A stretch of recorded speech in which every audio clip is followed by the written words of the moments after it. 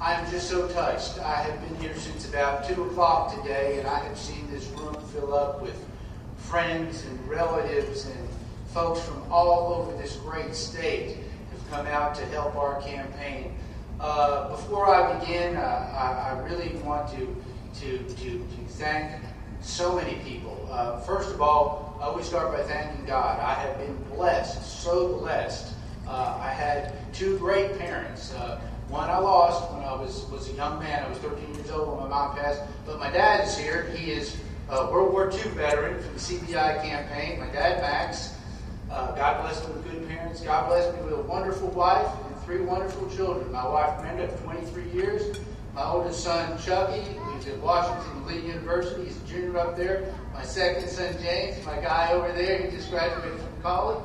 And he's going to attend right here at the University of Tennessee, Chattanooga. And my third son, Jeffrey, named after my good buddy Jeff Haygood right over there. He's godfather of my first son, but he has a heavy bird in the Caribbean named after that fine fellow over there. Elected officials, I look across, I've been involved in politics in Hamilton County since 1986. And I've worked so hard to help so many judges and elected officials and people at the state and federal level get elected. And finally, an opportunity has come up. Zach Wamp was with me at lunch today. We had a luncheon at the Mountain City Club, and he wanted to tell everybody thanks. He's gone to Washington for a very, very important vote. We talked long and hard, and he's done a good job for 15 years. But this seat is going to be open, and this is going to be a seat that's going to be a hotly contested race. Ladies and gentlemen, I've got my work cut out for me if I want to be your next congressman. I need to earn that privilege to be your congressman. I know that, and I'm going to do my very best to do that. Having said that, going along the way, we have been so fortunate. Chip Saltzman. Chip, where are you, sir? Where'd he go? There's Chip. Chip, stand up. Chip is graciously agreed to our campaign coordinator. Ladies and gentlemen, this is nothing short of a coup, because Chip did Huckabee's campaign for president. He's done Frisk, he's done Sunquist, and for him to be kind enough to think of our candidacy and our race to be important enough to take a congressional race. People have asked me, why do you want to be congressman? Why do you want to be congressman? I get asked that question all over the district. Polk County, Ray County, Bradley County. We have people here tonight from Union County. You have Judge Spofford come all the way down from Bradley County to visit. Representative Cobb came down from Ray County. We've got support everywhere, ladies and gentlemen. But why? Well, ladies and gentlemen, honestly, I'm a little bit scared about what's going on in America right now.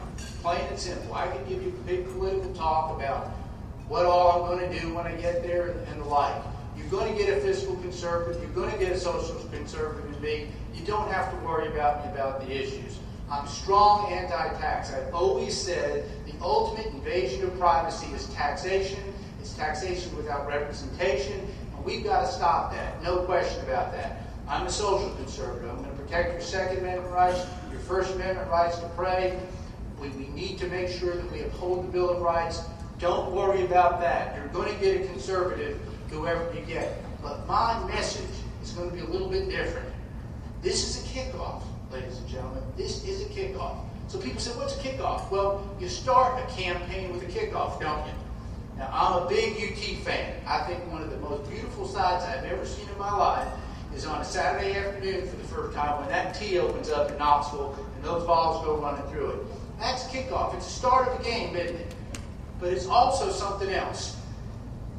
When you get scored on, what happens? The other side kicks off, and you go on offense again. Well, ladies and gentlemen, we've been scored on twice, big time. We've been scored on by liberals in Washington, D.C., who now control the House, they now control the Senate, they control the White House, and they're going to cripple us in the judiciary if we're not careful. We've been scored on twice in that election, 2 election cycles. Well, it's time for us to go on offense again. We're going to get that kickoff and run it down the field. We're going to tell Nancy, we're going to tell Barney, we're going to tell Denny, we're going to tell Harry, we're going to tell Barack. It's time to stop what you're doing to America.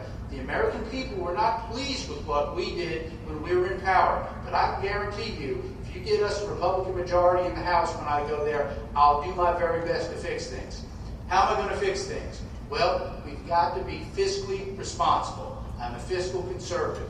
Ladies and gentlemen, whether you're a family, a company, a government, you cannot spend more than you take in. If you continue to do that time and time again, you're going to cripple yourself as a family, as a company like GM did, and as a country. There's no free lunch in this world.